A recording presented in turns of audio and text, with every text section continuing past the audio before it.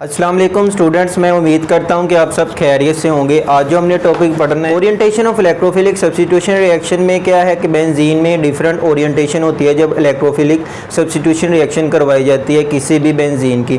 तो सबसे पहले हम देखेंगे जो बेंजीन की प्रोडक्ट आती है। फर्स्ट बेंजीन की प्रोडक्ट आती है mono substitution of benzene. Second जो प्रोडक्ट आती है, अगर मोनो सब्स्टिट्यूएंट को दोबारा इलेक्ट्रोफिलिक सब्स्टिट्यूशन करवाते हैं तो डाई सब्स्टिट्यूएंट वो प्रोडक्ट देती है। जब वो डाई सब्स्टिट्यूएंट प्रोडक्ट देती है तो उसके 3 आइसोमर बनते हैं जिसमें एक ऑर्थो, सेकंड मेटा और थर्ड पैरा होता है। उसके बाद हम बताएंगे ऑर्थो के कितने परसेंट चांसेस होते हैं बनने के, मेटा के कितने परसेंट होते हैं और पैरा के कितने परसेंट होते हैं। नेक्स्ट हम इन 2 एग्जांपल से एक्सप्लेन करेंगे जो बेंजीन की इलेक्ट्रोफिलिक सब्स्टिट्यूशन रिएक्शन करवाई जाती है तो उसके करवाने से हमें क्या पता चलता है कि जो बेंजीन है उसमें जो 3 आइसोमर बन रहे हैं उसको हम किस तरह 2 ग्रुप्स में डिवाइड करते हैं। एक ग्रुप्स को हम कहते हैं ऑर्थो पैरा और दूसरे ग्रुप को कहते हैं मेटा डायरेक्टिंग ग्रुप। तो इन दोनों एग्जांपल्स की बेस पे हम बताएं बेंजीन की ओरिएंटेशन है वो किस तरह 2 ग्रुप्स में डिवाइड होती है। उसके बाद हम एक्सप्लेन करेंगे ऑर्थो पैरा डायरेक्टिंग ग्रुप और मेटा डायरेक्टिंग ग्रुप। तो ये था हमारा आज का लेक्चर फ्लो।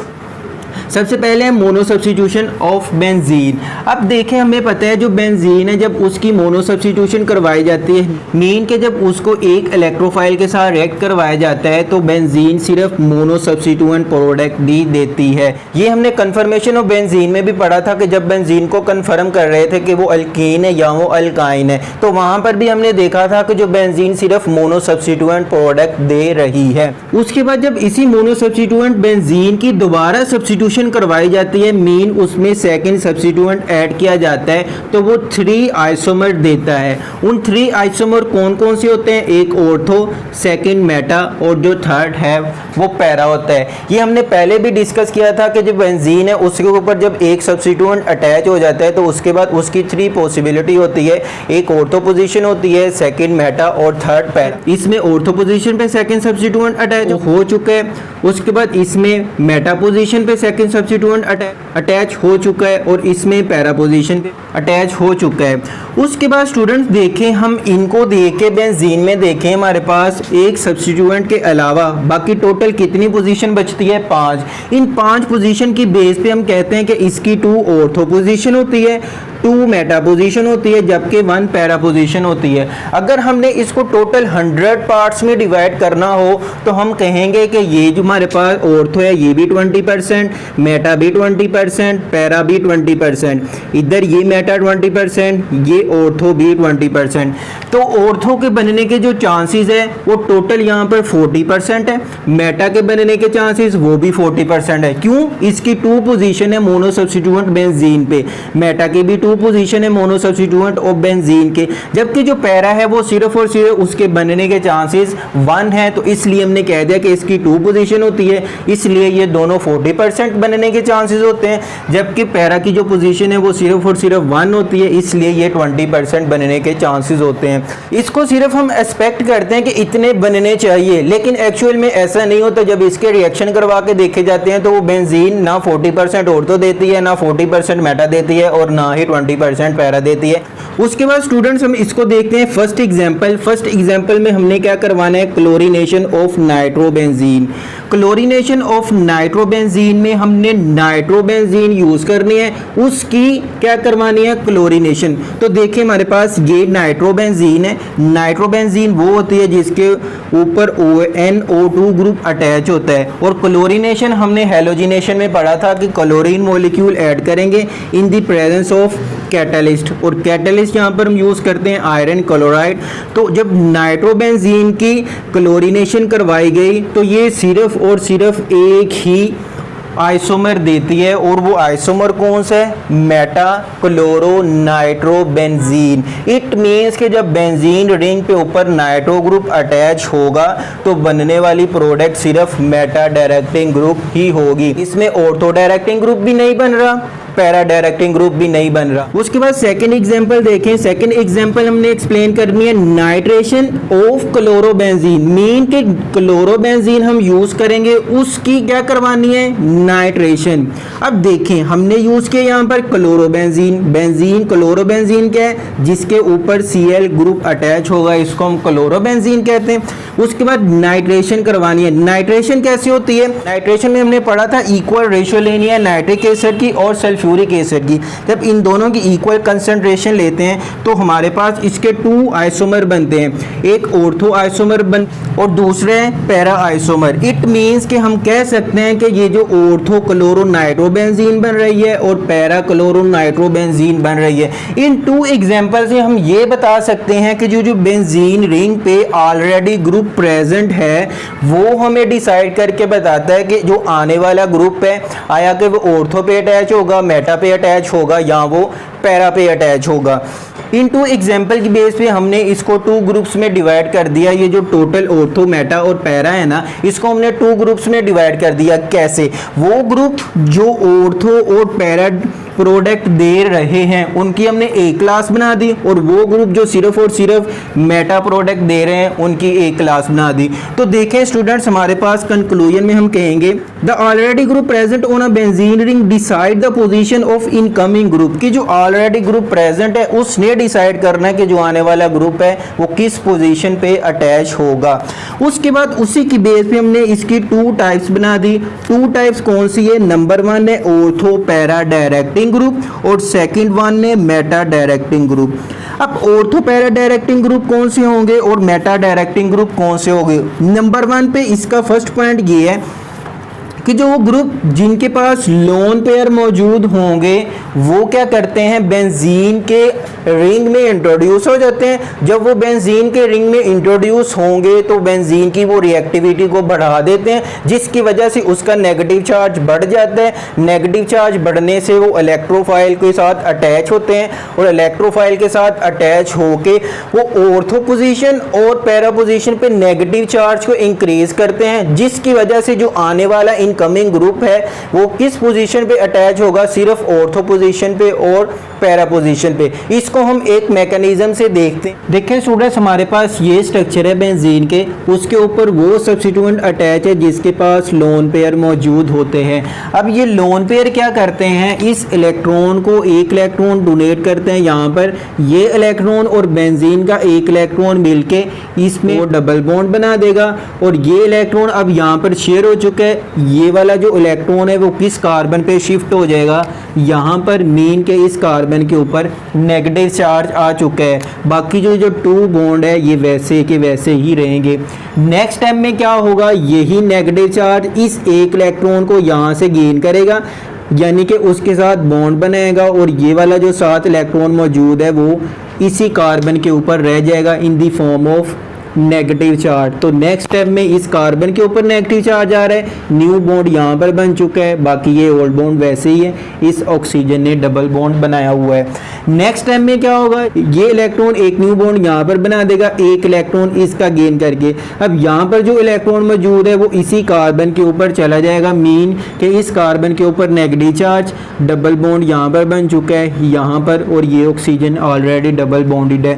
फिर ये इलेक्ट्रॉन एक इलेक्ट्रॉन यहाँ से गेन करेगा, यहाँ पर डबल बॉन्ड बना देगा और ये इलेक्ट्रॉन जो एक बचा हुआ है वो फिर ऑक्सीजन पे चला जाएगा। इट मीन्स कि ये नेगेटिव चार्ज हो जाएगा, यहाँ पर डबल बॉन्ड आ चुका है यहाँ पर और यहाँ पर। तो इस तरह देखें स्टूडेंट्स, वही पोजीशन आ रही है, यहाँ पर भी ऑर्थो पे नेगेटिव चार्ज आ रहा है, पैरा पे नेगेटिव चार्ज आ रहा है, ऑर्थो पे नेगेटिव चार्ज आ रहा है। इसलिए नेगेटिव चार्ज किस पोजीशन पे बढ़ रहा है, ऑर्थो पोजीशन पे और पैरा पोजीशन पे। इसलिए इनकमिंग ग्रुप सिर्फ और सिर्फ ऑर्थो पोजीशन पे या पैरा पोजीशन पे अटैच होगा अगर बेंजीन रिंग के ऊपर इलेक्ट्रॉन डोनेटिंग ग्रुप अटैच है, मीन के वो सब्स्टिट्यूएंट जिसके पास लोन पेयर मौजूद है। तो स्टूडेंट्स, आपने देखा कि इसमें जो हमने मैकेनिज्म देखा वो सिर्फ और सिर्फ नेगेटिव चार्ज बढ़ रहा है। किस पे चार्ज बढ़ रहा है, ऑर्थो पोजीशन पे और पैरा पोजीशन पे। इसलिए जो आने वाला ग्रुप है वो ऑर्थो पोजीशन पे या पैरा पोजीशन पे अटैच होगा। क्यों, आने वाला ग्रुप इलेक्ट्रोफाइल है, नेगेटिव चार्ज ऑर्थो पोजीशन पे ज्यादा है, इस पैरा पोजीशन पे ज्यादा, इसलिए वहां पर दोनों की अट्रैक्शन होगी और वो इनकमिंग ग्रुप वहीं पर अटैच होगा। उसके बाद students Meta directing group. Meta directing group कौन से होते हैं? नंबर 1 वो ग्रुप जिनके पास लोन पेयर मौजूद नहीं होता, वो ग्रुप या वो सब्स्टिट्यूएंट जो बेंजीन रिंग के ऊपर अटैच तो है लेकिन उसके पास लोन पेयर मौजूद नहीं है, तो उसको हम बता सकते हैं कि ये हमारे पास क्या है, मेटा डायरेक्टिंग ग्रुप है। ये बताएगा कि आने वाला ग्रुप है वो सिर्फ और सिर्फ मेटा पोजीशन पे ही अटैच होगा। अब इसकी रीज़न क्या है कि जो आने वाला ग्रुप है वो सिर्फ और सिर्फ मेटा पोजीशन पे ही अटैच होगा? उसकी रीज़न ये है कि ये जो नाइट्रो ऑक्साइड यहाँ पर अटैच है इसके पास लोन पेयर मौजूद नहीं है। जब लोन पेयर मौजूद नहीं है, इलेक्ट्रॉन की इनके पास कमी होती है, जिसकी वजह से ये बेंजीन के इलेक्ट्रॉनिक क्लाउड को अपनी तरफ अट्रैक्ट करते हैं। जब वो अपनी तरफ अट्रैक्ट करेंगे, अट्रैक्ट करने से इसमें क्या होगा, बेंजीन रिंग की जो नेगेटिव चार्ज है वो डिक्रीज हो रहा है। नेगेटिव चार्ज डिक्रीज हो रहा है किस पोजीशन पे? ऑर्थो पोजीशन पे और पैरा पोजीशन पे। और इसका जो मेटा पोजीशन है वो वही रहती है जितनी उसके पास नेगेटिवली चार्ज मौजूद है, वहां पर नेगेटिव चार्ज कम नहीं होता। जिसकी वजह से सपोज करें यहाँ पर जो नेगेटिव चार्ज है वो 10% है, यहाँ पर जो नेगेटिव चार्ज है वो 5% है, लेकिन मेटा पोजीशन पे चार्ज का कोई इफेक्ट नहीं हुआ, यहाँ पर चार्ज जो है वो 40% ही मौजूद रहेगा। जब नेगेटिव चार्ज यहाँ पर ज़्यादा होगा तो इलेक्ट्रोफाइल जो आ रहा है वो सिर्फ और सिर्फ अटैच किस पे होगा, मेटा पोजीशन पे। तो इस तरह अगर वो ग्रुप जिनके पास लोन पेयर मौजूद नहीं है वो इलेक्ट्रॉन को बेंजीन रिंग से विदड्रा करते हैं, जब वो विदड्रा करते हैं तो बेंजीन की नेगेटिविटी कम हो जाती है किस पोजीशन पे, ऑर्थो पोजीशन पे और पैरा पोजीशन पे। लेकिन मेटा पोजीशन पे कोई इफेक्ट नहीं होता, जब उसकी पोलैरिटी या नेगेटिव चार्ज कम ही नहीं होगा तो वो इन दोनों की निस्बत ज़्यादा नेगेटिव होगा, इसलिए जो इनकमिंग इलेक्ट्रोफाइल है वो सिर्फ और सिर्फ मेटा पोजीशन पे ही अटैच होगा। तो इस तरह के ग्रुप को हम नाम देते हैं Meta directing group. Groups that have no lone pair withdraw electron toward itself, decrease the reactivity at ortho and para then meta position। उसके बाद स्टूडेंट्स वो ग्रुप जो ऑर्थो पैरा डायरेक्टिंग ग्रुप होते हैं उनका कुछ ग्रुप्स के एग्जांपल उसने दी है जिनको हम बता सकते हैं कि इनमें से अगर कोई भी ग्रुप बेंजीन रिंग के साथ अटैच है तो इसको हम देख के बताएंगे कि जो आने वाला इनकमिंग ग्रुप है वो ऑर्थो और पैरा ग्रुप पे अटैच होगा। फर्स्ट ग्रुप है NCH3 ट्वाइस, सेकंड है amine alcohol OCH3 chlorine bromine iodine. इनमें से स्टूडेंट्स अगर कोई भी ग्रुप बेंजीन रिंग के ऊपर अटैच होगा तो ये बताएगा कि इनकमिंग ग्रुप आप किस पोजीशन पे अटैच करेंगे, वो ऑर्थो पोजीशन पे और पैरा पोजीशन पे अटैच करेंगे। तो फर्स्ट देखें आपके पास एग्जांपल है नाइट्रेशन ऑफ टोलोइन। इसमें देखें हमारे पास टोलोइन है, इसकी नाइट्रेशन करवानी है। नाइट्रेशन हम 3 डिफरेंट टेम्परेचर पे अगर करवाएं तो हमें ये 3 डिफरेंट प्रोडक्ट देती है। कैसे? जब इसमें टेम्परेचर हम यूज कर रहे हैं 30 to 40 डिग्री सेल्सियस है तो ये 2 आइसोमर दे रहा है और एक ऑर्थो पोजीशन पे नाइट्रो ग्रुप अटैच हो रहा है और सेकंड पे पैरा पोजीशन पे अटैच हो रहा है। लेकिन जब फर्दर इसकी नाइट्रेशन करवाई गई एट अबाउट 270 डिग्री सेल्सियस तो देखें इसके 2 ही आइसोमर बन रहे हैं, लेकिन एक आइसोमर में इसकी जो प्रोडक्ट हमें मिल रही है वो 2,6 डाई नाइट्रोटोलोइन, लेकिन सेकंड प्रोडक्ट क्या है 2,4 डाई नाइट्रोटोलोइन। तो इस तरह अगर टेम्परेचर हम इंक्रीज करते हैं तो एक ही benzene ring 2 nitro group attach हो जाते हैं, जिसकी वजह से उसमें नाइट्रोजन जो सब्स्टिट्यूएंट है वो बढ़ जाएगा। उसके बाद अगर हम टेम्परेचर और इंक्रीज करते हैं, फर्दर नाइट्रेशन करवाते हैं कितने टेम्परेचर पे 100 डिग्री सेल्सियस पे, तो जो नाइट्रो ग्रुप है वो बेंजीन रिंग पे 2 ऑर्थो पोजीशन और एक पैरा पोजीशन पे अटैच हो जाते हैं। आपके पास फाइनल प्रोडक्ट इसकी कुछ यूं बनेगी, इसको हम नाम देंगे 2,4,6 ट्राई नाइट्रोटोलोइन। वो आपसे शॉर्ट क्वेश्चन पूछ सकता है कि 30 to 40 डिग्री पर अगर हम टोलोइन की नाइट्रेशन करवाते हैं तो आपके पास प्रोडक्ट क्या बनती है, अगर 60 to 70 डिग्री सेल्सियस पर करवाते हैं तो प्रोडक्ट क्या बनेगी, अगर हम 100 डिग्री सेल्सियस पे करवाते हैं तो प्रोडक्ट क्या प्रिपेयर होती है, उसको प्रिपेयर करके दिखाएं।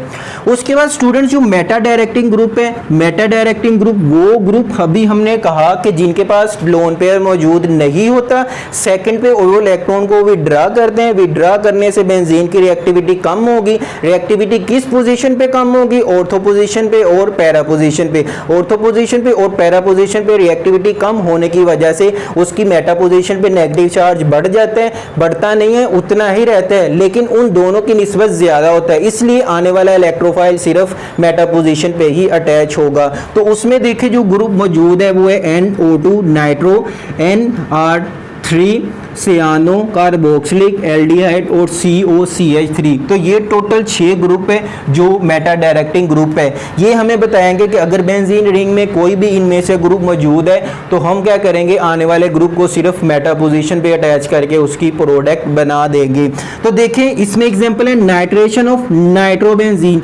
नाइट्रोबेंजीन लेनी है कि हमने नाइट्रेशन करवानी है, कितने टेम्परेचर पे करवानी है, 95 डिग्री सेल्सियस पे। तो इससे हमें सिर्फ और सिर्फ ये प्रोडक्ट मिलती है जिसको हम नाम देंगे मेटा डाई नाइट्रोबेंजीन। तो अगर हमारे पास नाइट्रो ग्रुप है, इलेक्ट्रॉन विथड्राइंग ग्रुप है, तो प्रोडक्ट सिर्फ मेटा वाली ही बनेगी। लास्ट में कहते हैं the substituent of third nitro is not possible, कि जो यहाँ पर इसकी जो पोजीशन बन रही है ना, यहाँ पर नाइट्रो ग्रुप अटैच नहीं हो रहा। तो स्टूडेंट्स ये आपने मुझे बताना है कि यहाँ पर नाइट्रो ग्रुप अटैच क्यों नहीं होता। तो कमेंट बॉक्स में इसका आंसर बताएंगे आप लोग, फिर मैं आपको उसका आंसर बताऊंगा कि आप सही बता रहे हैं या रॉन्ग है। तो स्टूडेंट्स मैं उम्मीद करता हूं कि आपको इस लेक्चर की समझ आई होगी। अगर फिर भी कोई कन्फ्यूजन हो तो आप कमेंट बॉक्स में मुझसे क्वेश्चन पूछ सकते हैं।